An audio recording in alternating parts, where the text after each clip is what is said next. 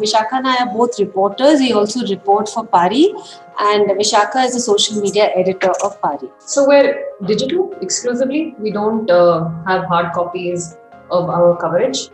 We are in existence mainly because our founder, editor, and other founding members thought that the Indian news media landscape pays very little attention to what happens in rural India.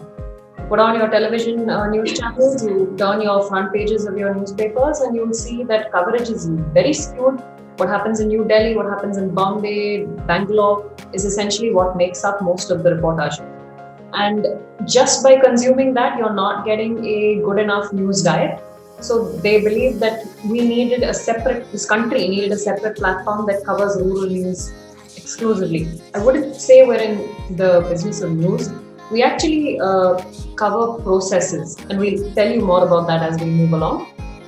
These are some stats that are quite jarring. 69% of India gets less than 1% of mainstream front page coverage, whereas 67% of front page coverage goes to New Delhi.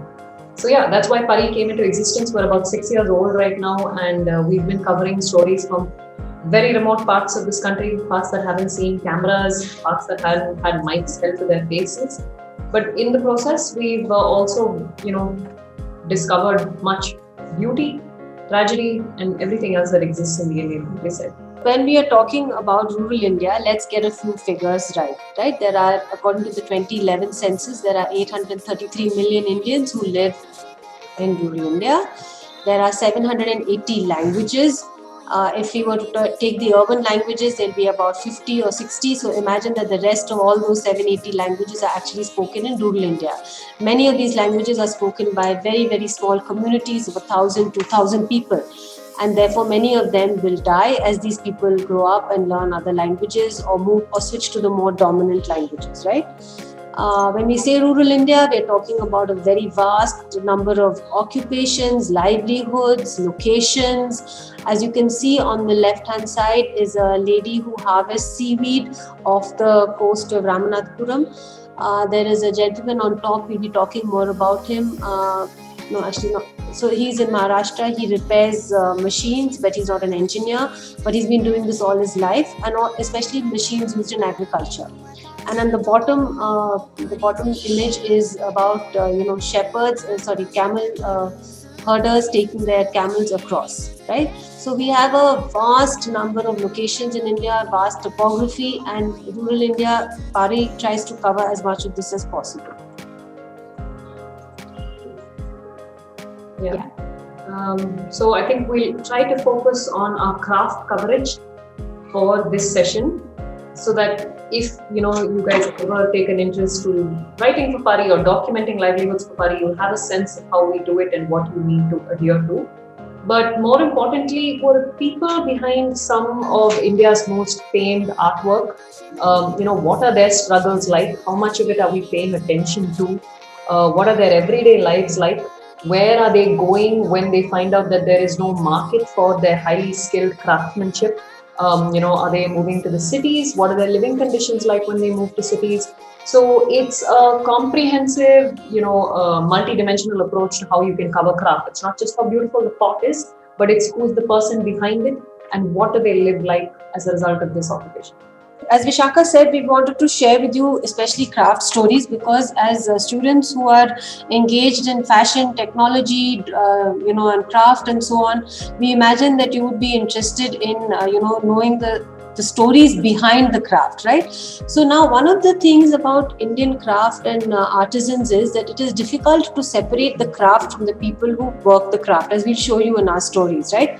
If you are writing a story about a weave, a particular ikat weave, for example, but you don't know anything about the life of the weaver, your documentation of that craft is going to be incomplete, because you can't do an intellectual, intellectual discussion about a craft. Craft and the craftspeople are very closely linked together.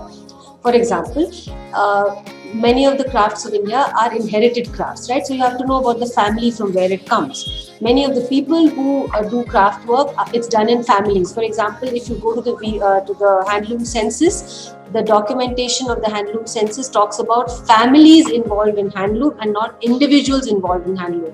And that itself should tell you a lot about how craft is seen in our country. So it tells you that families of craftspeople, their earnings are less than 15,000 a month for a family involved in, say, weaving sarees or cloth or whatever, right? So the income of an individual weaver would be, let's say if there are two people working at it, it will be about 7,000, which is less than the minimum wage in India. So imagine these people are making this fabulous craft which has come down from centuries, but the earnings that they have even as a family are so low, right? So that's one thing. Secondly, sometimes many of them end up doing other jobs as well. So this is something that we'll show you in our craft stories. This is a story which I have done based on, it's on the Toda embroidery of the Nilgiris. Vasumalli on the left hand side she's a master's in sociology. She's also a Toda. So she has in fact, she reached out to us and said, I've heard that big companies are copying our designs and calling it Toda embroidery. Now, those of you who know a little bit about craft will know that there's something called a GI, which is a geographical indicator, right? So only Toda embroidery, which is done in the Nilgiris by Toda tribal women, can be called Toda embroidery. But in fact, big companies are calling another kind of embroidery Toda similar to this and copying it. So here, they have, in fact, this is not even embroidery. You can see it is actually a print, but it looks like Toda embroidery. And the way they have described it is it's Toda embroidery. Now, and there on the left-hand side is the geographical indication certificate of the Toda embroiderers. Now, if somebody who's really not very informed or not really curious, or it doesn't really matter, goes to website and they click on Toda embroidery, search for it, they will get this. But actually this is not Toda embroidery. So this is illegal, right? But many companies like this are carrying embroidery which looks similar to Toda embroidery, but not done by Toda women and calling it Toda, right? So you understand, I don't need to spell it out to you, that this actually impacts the people who are actually doing the work.